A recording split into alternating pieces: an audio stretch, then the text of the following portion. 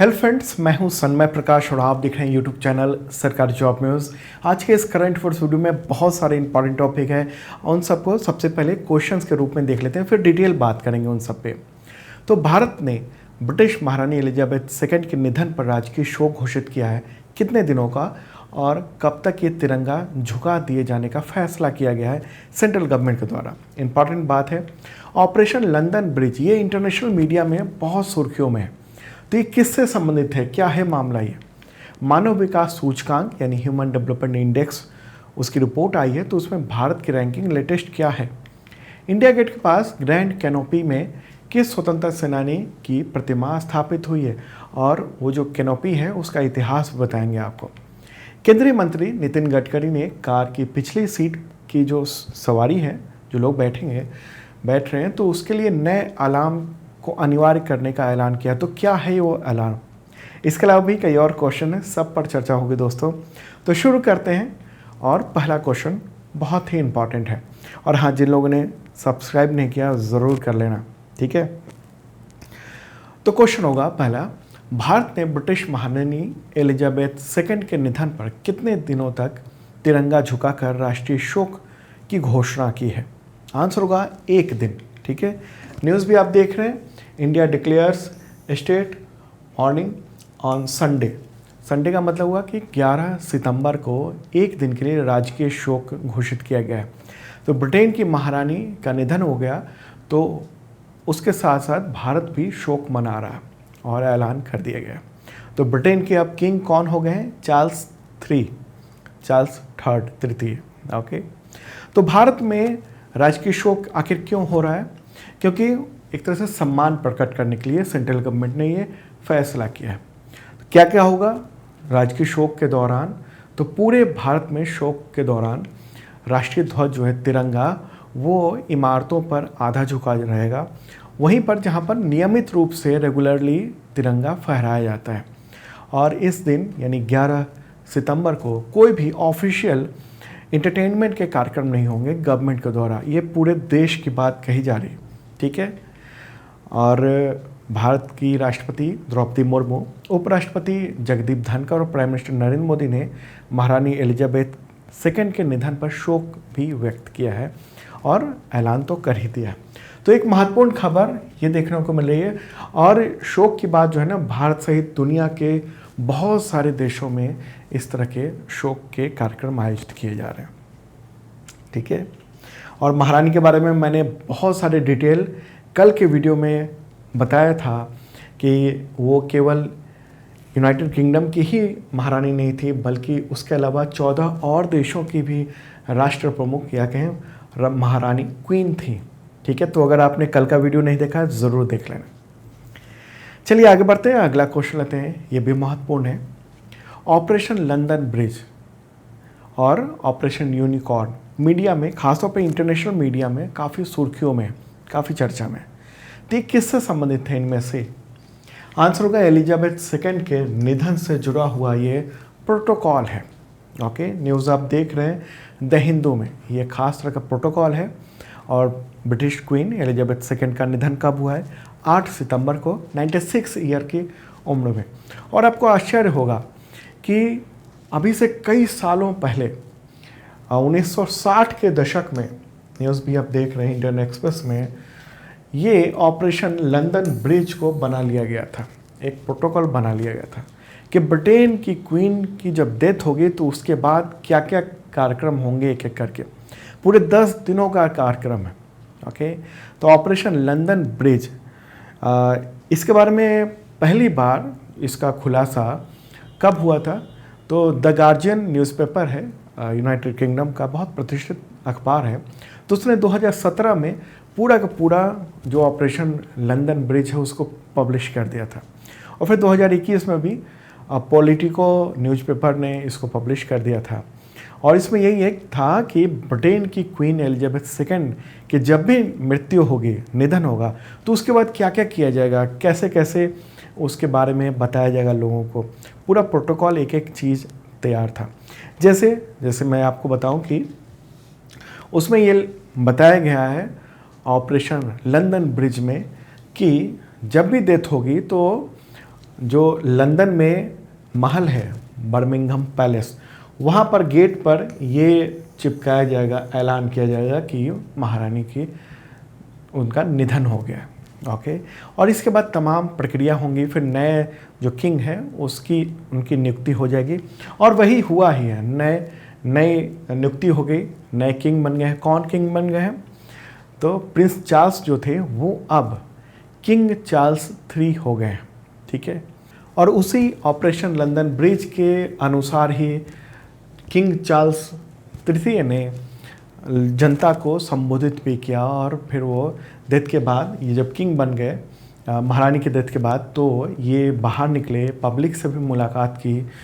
Okay, तो ये पूरी योजना होती है, उसी के तहत ये सब होता है।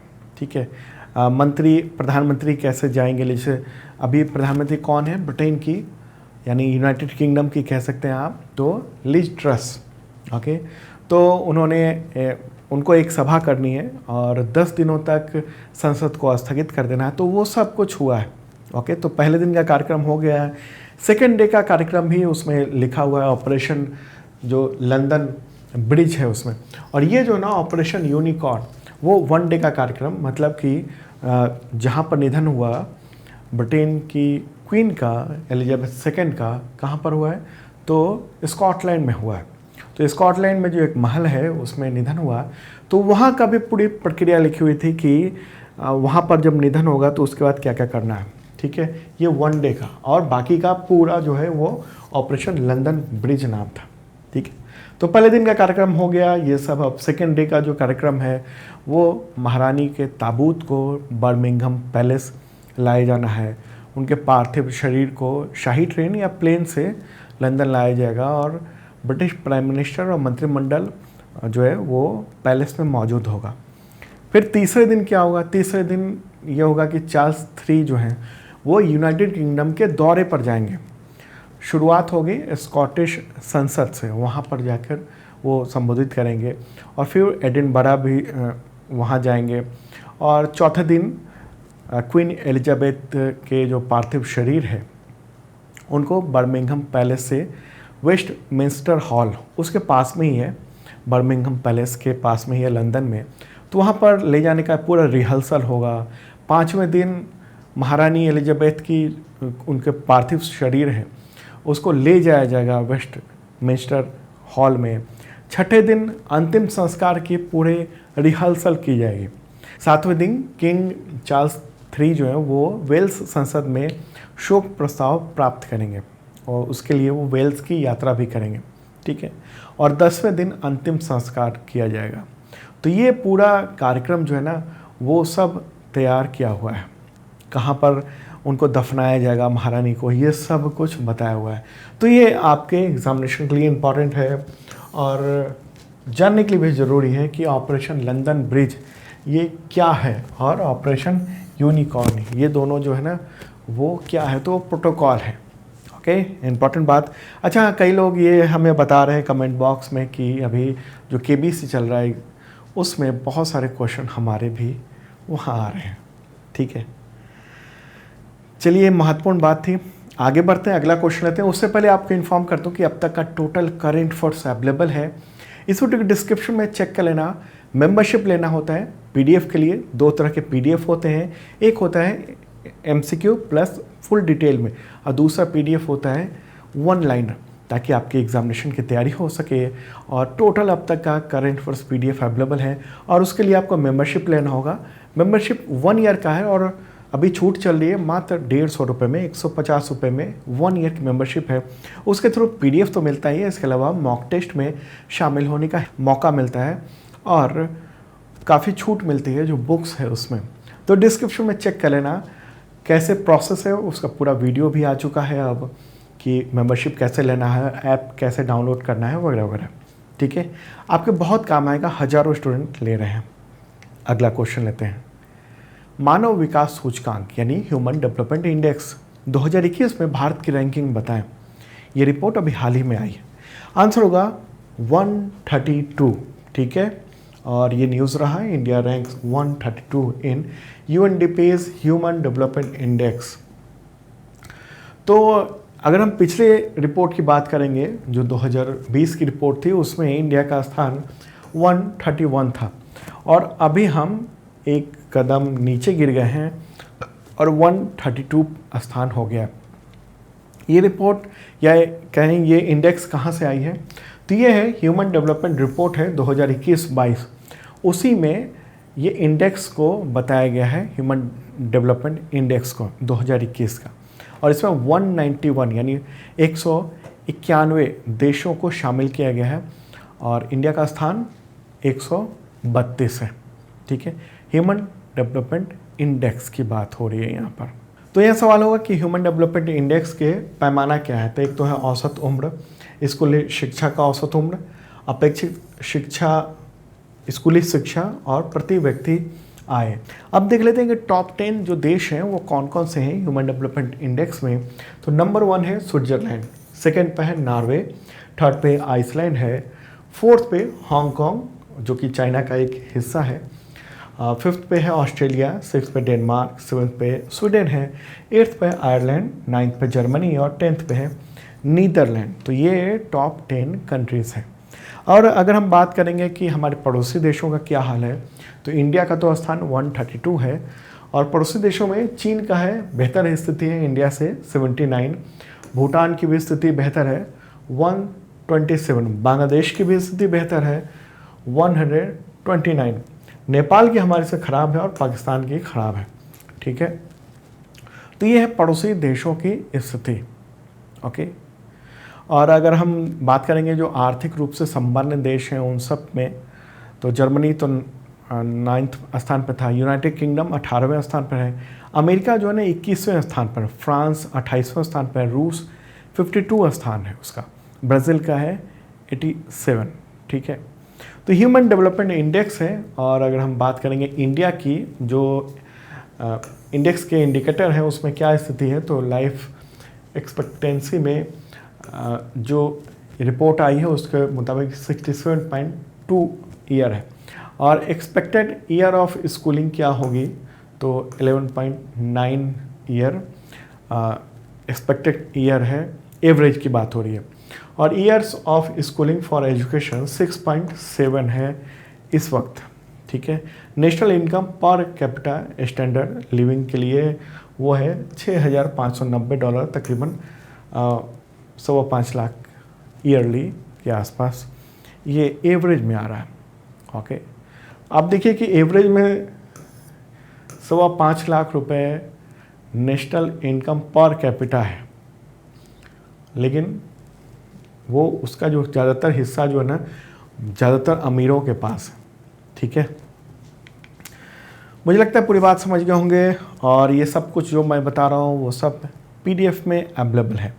और ये रिपोर्ट किसने जारी की है, तो UNDP ने जारी की है, यूनाइटेड नेशन डेवलपमेंट प्रोग्राम ने जारी किया है ये रिपोर्ट। ठीक है, और उसका मुख्यालय कहाँ है, UNDP का न्यूयॉर्क में, USA में।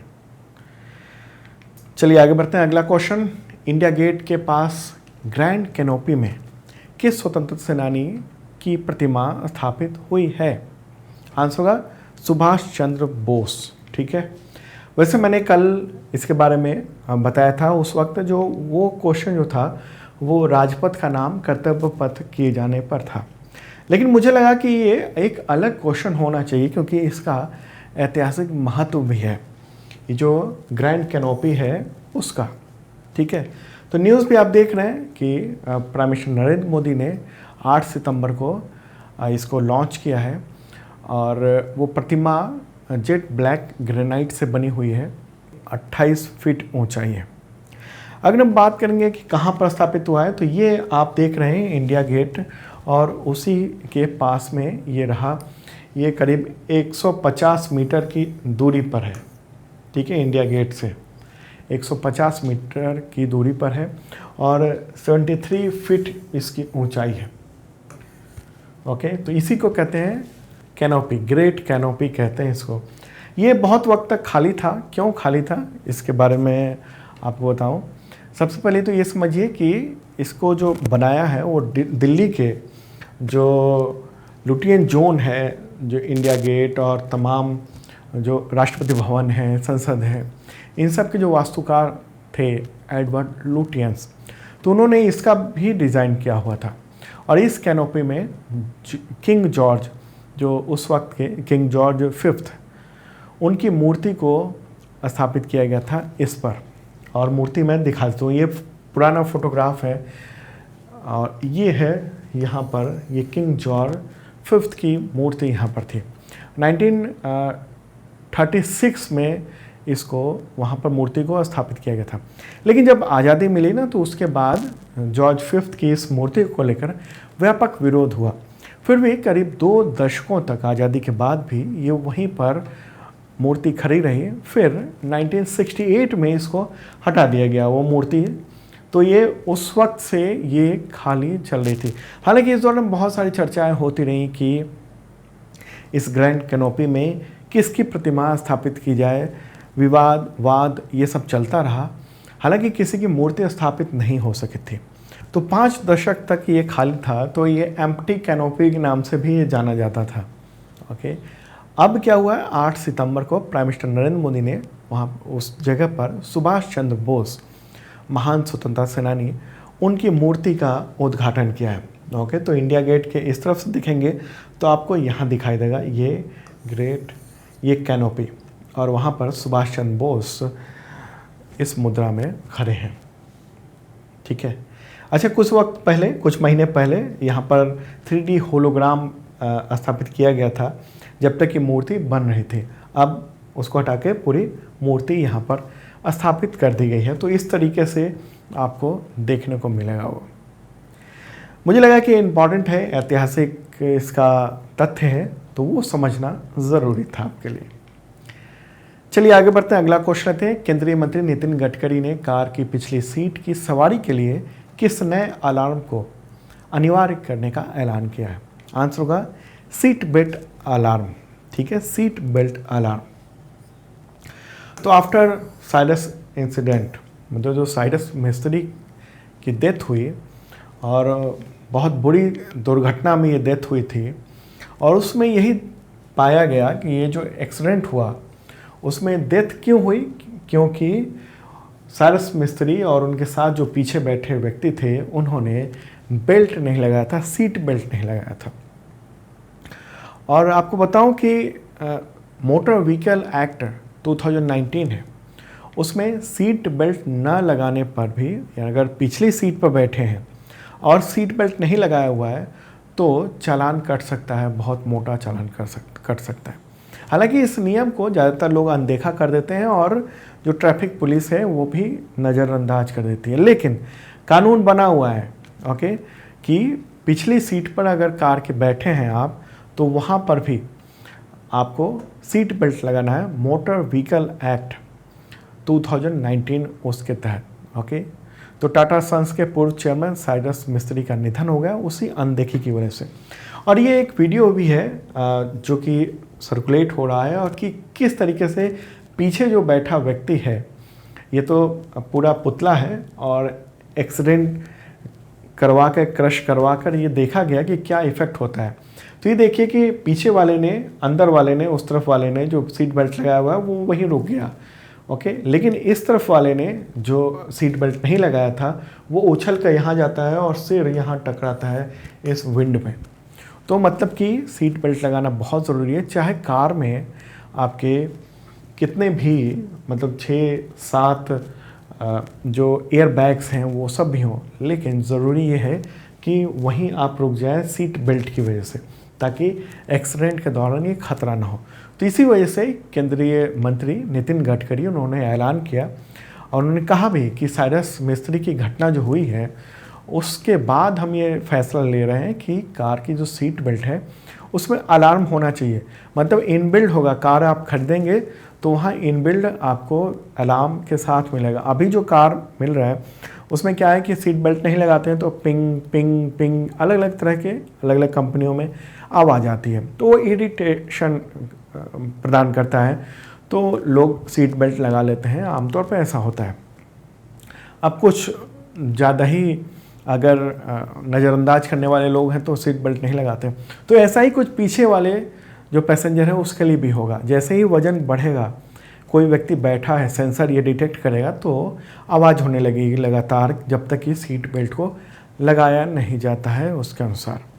ठीक है, तो इससे क्या होगा कि लोग सीट बेल्ट लगा लेंगे, ऐसा मानना है।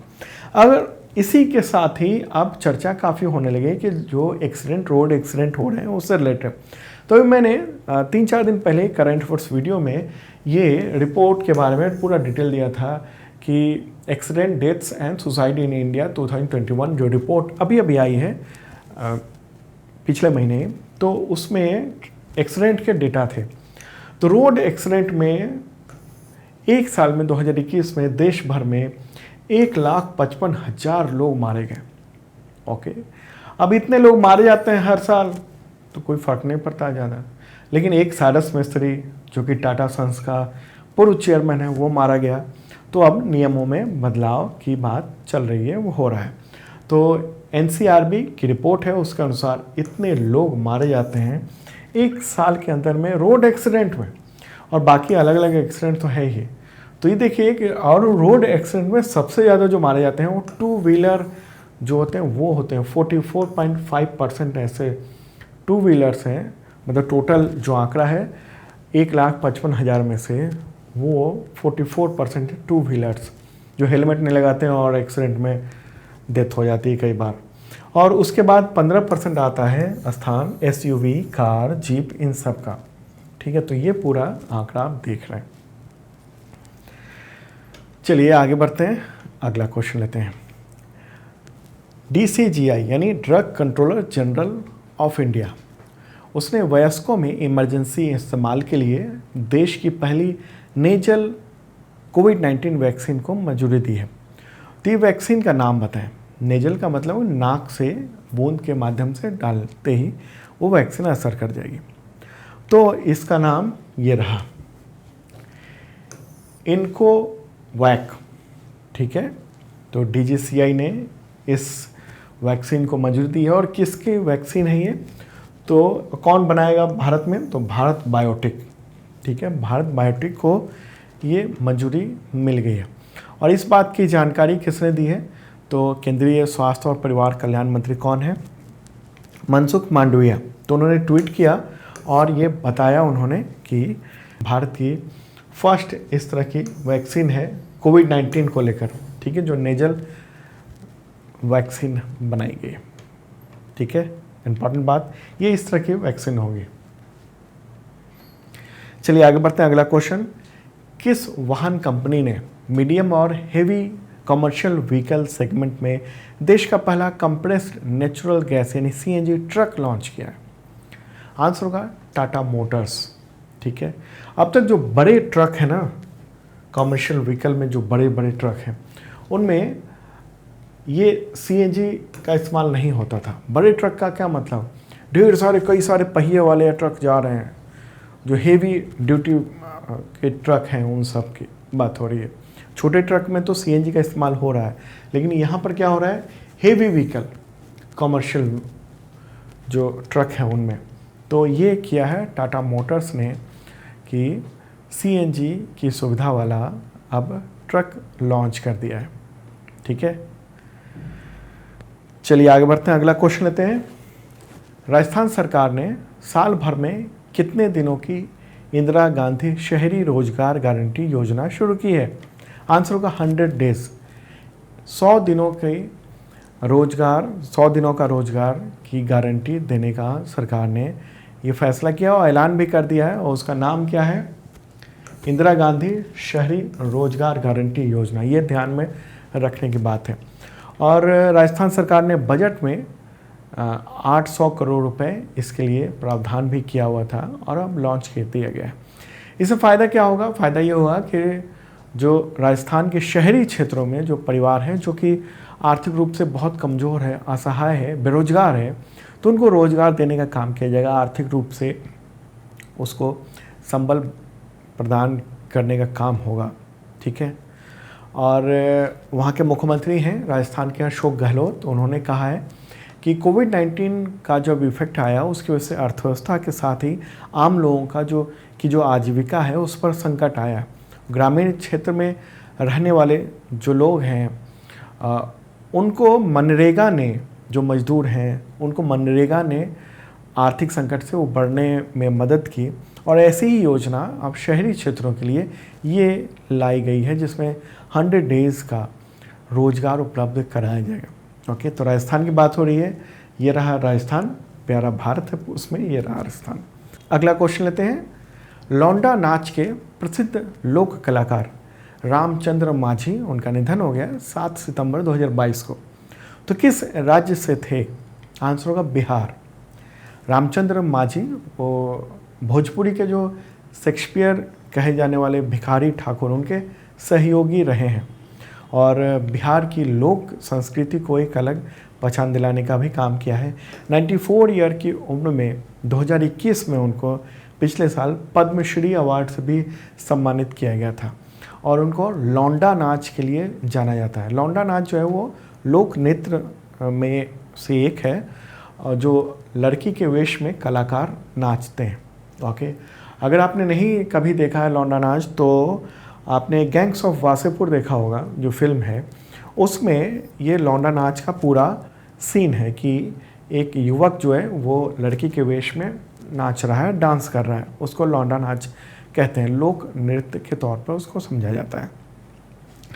ठीक है, इंपॉर्टेंट बात। चलिए आगे बढ़ते हैं। अगला क्वेश्चन, शिक्षा को हमले से बचाने के लिए अंतर्राष्ट्रीय दिवस ये कब मनाया जाता है? आंसर होगा 9 सितंबर को। संयुक्त राष्ट्र ने ये दिवस घोषित किया हुआ है। 2020 से ये दिवस आयोजित किया जाता है। तो ये मतलब क्या हुआ, शिक्षा को हमले से बचाने का, इसका क्या मतलब हुआ?